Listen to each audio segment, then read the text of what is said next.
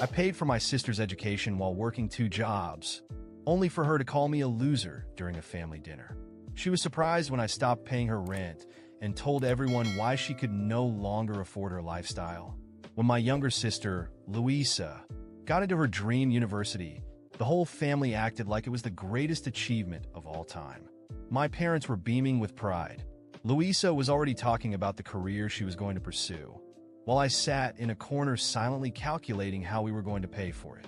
My parents didn't have the money to cover her education. They made that clear when they started hinting at it during family conversations. Louisa is so smart, but university is so expensive these days, my mother would say, looking at me as if I didn't already know where that conversation was headed. I didn't have much. I worked as a mechanic and was trying to save up to buy a house. But Louisa was my sister, and I thought, what harm could there be in helping? So, I started contributing. At first, it was small things, her books, a bit of food. But it didn't stop there.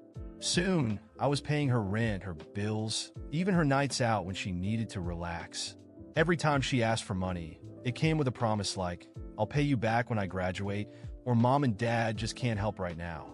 The worst part was that my parents acted like it was my duty to help. Family takes care of family, they would say, as if I wasn't already killing myself working 2 jobs to keep them afloat. Louisa, meanwhile, acted as if the world revolved around her. She posted pictures of fancy parties and weekend getaways, smiling as if she wasn't living off my hard work. I kept telling myself it was temporary. Once she graduates, it'll all be worth it, I thought. But deep down, I started resenting the fact that my life was on hold while hers sped ahead, all thanks to me. I thought things would get better once Louisa settled into her university routine.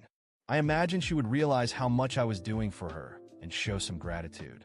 But if anything changed, it was her sense of entitlement, which only grew. The first real sign was her spending habits. While I was skipping meals and working late shifts to pay her rent, Louisa was showing off her new wardrobe on social media.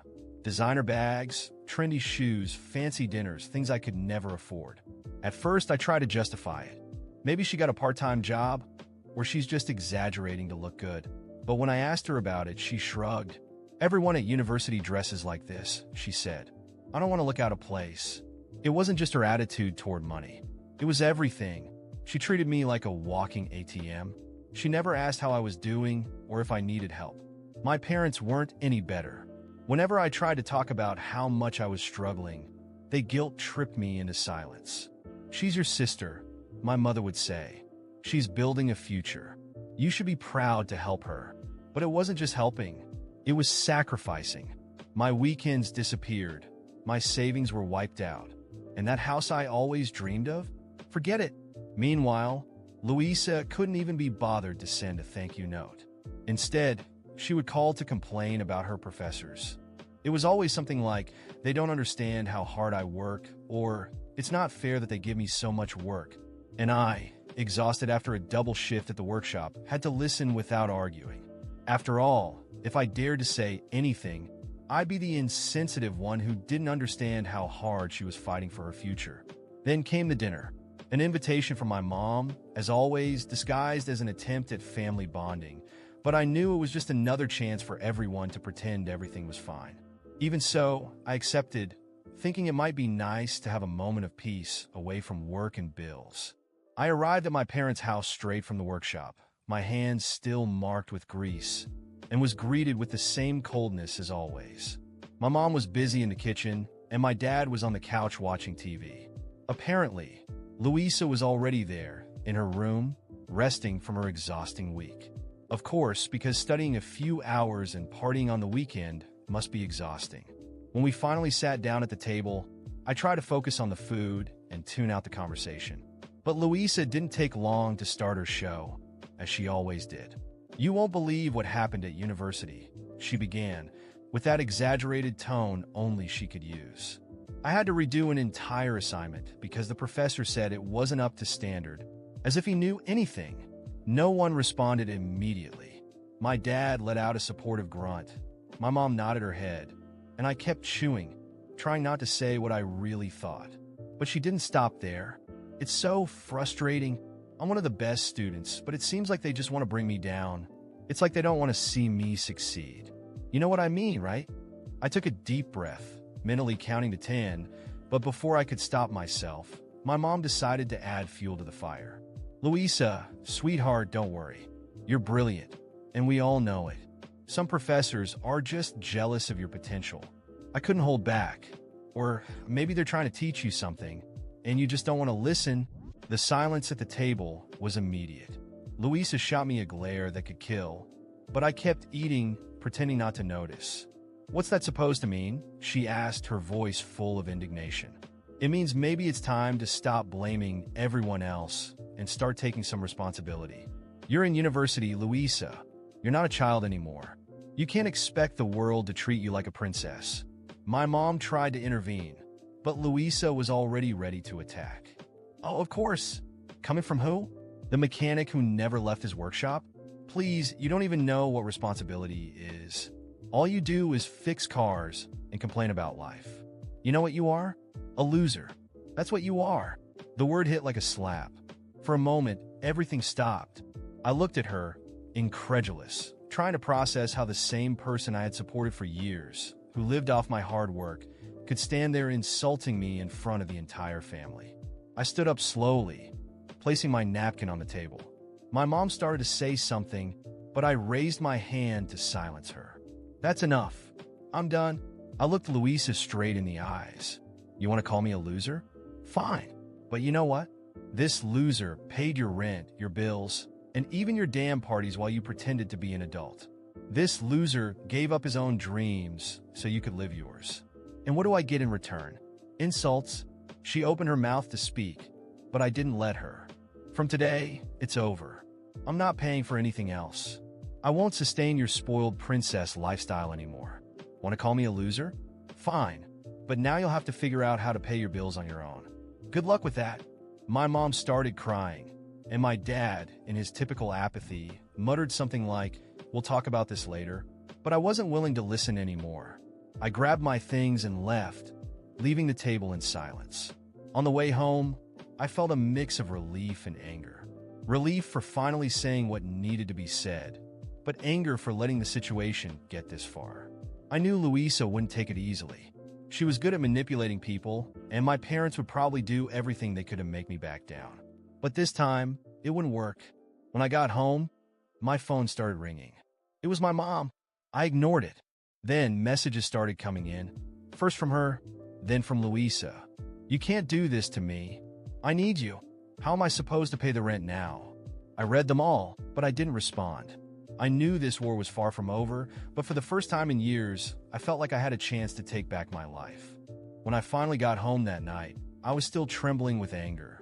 The word loser echoed in my mind like a knife spinning endlessly. The audacity of Louisa to call me that, after everything I had done for her, was unbearable. I knew she was used to being treated as the center of the universe, but this had crossed every line. However, as I sat on the living room couch, I began to feel something different. For the first time in years, I felt free. Free from carrying the weight of her choices. Free from having to sacrifice my own dreams for someone who didn't even understand the meaning of gratitude. That thought brought me unexpected relief, and I decided that from now on, I would be the priority in my own life. The next day, I woke up early and went straight to the workshop. It was a Saturday, but it made no difference to me, as I worked every day to support a life that wasn't mine. While tightening bolts and replacing parts, I felt something different in the air, a new determination. Maybe it was time to change. Maybe it was finally time to think about my own future. But, as expected, Louisa wasn't going to let it go easily. Before noon, my phone was already full of messages from her and my parents. Her messages ranged from desperate pleas to veiled threats. "If you don't pay my rent, I'll be evicted. Don't you care about my future?" And of course, the classic manipulation. "Mom and Dad are so disappointed in you. They never thought you could be so selfish." I took a deep breath and decided it was time to face this once and for all. I called her. When she answered, her voice was loaded with anger and contempt. "Finally, I thought you were going to keep ignoring me. How can you be so stingy? I can't believe you're actually leaving me in this situation. Louisa, I just want to know one thing. I began trying to keep my composure. Do you really think I'm a loser? She was silent for a moment, but she didn't take long to retort. Well, I was just being honest. I mean, look at you. You're stuck in that mediocre job while I'm trying to build a real career. I snorted, a short and bitter sound. So, you really think your life is better than mine? That I'm inferior to you because I'm a mechanic? It's not that, she said, but her voice betrayed the lie. I just think you could have done more with your life. Done more? I finally exploded. Louisa, do you know what I've done with my life? I've dedicated it entirely to supporting you. I paid for your university, your rent, your bills, your parties. While you were spending my money on clothes and trips, I was skipping meals and working double shifts. And yet, you think you have the right to look down on me? You have no idea what responsibility is. She tried to interrupt, but I didn't let her. Do you know what's more ironic? You're there, thinking you're superior, but who's going to be evicted now that I've stopped paying for everything? Who's going to have to learn to live in the real world without depending on me? And do you know what else? I'm done. Done being used. Done being the idiot who does everything while you live like a spoiled princess. There was a long silence on the other end of the line until she finally responded, her voice trembling. I just thought you wanted to help the family. I didn't know you felt so much hatred toward me. Hatred? I shot back. I don't feel hatred, Louisa. I feel disappointment. I feel sadness realizing you never saw what I did for you. And now, I feel relief because I've finally chosen myself. Before she could respond, I hung up. My heart was racing, but for the first time, I felt no regret. I knew she would have to face the consequences of her own arrogance. And as expected, she didn't fare well. 2 weeks later, I received a message from my mom saying Louisa had been evicted. Apparently, her amazing internship didn't pay enough to even cover half the rent. She tried asking her friends for help, but as is often the case with people like her, she had no one truly willing to sacrifice for her. Ironic, isn't it? Now she finally understood what I had done for her. My parents, of course, tried to intervene. My mom called almost every day, saying I was being cruel, that Louisa was my sister, and I had an obligation to help her. But this time, I didn't give in. I didn't answer, didn't back down, and let them deal with the consequences of their own choices. After all, who had decided I was responsible for her? Not me. Meanwhile, I started investing in myself. I opened a savings account, something I hadn't done in years. I started researching courses to specialize in advanced automotive mechanics and even considered opening my own business. For the first time, I had hope for my own future. And Louisa? Well, I heard she had to move back in with our parents, something she had sworn she would never do. I imagine it was a hard blow to her ego. But honestly, it was no longer my problem. Finally, I was free. And for the first time in a long time, I was ready to live my own life my way.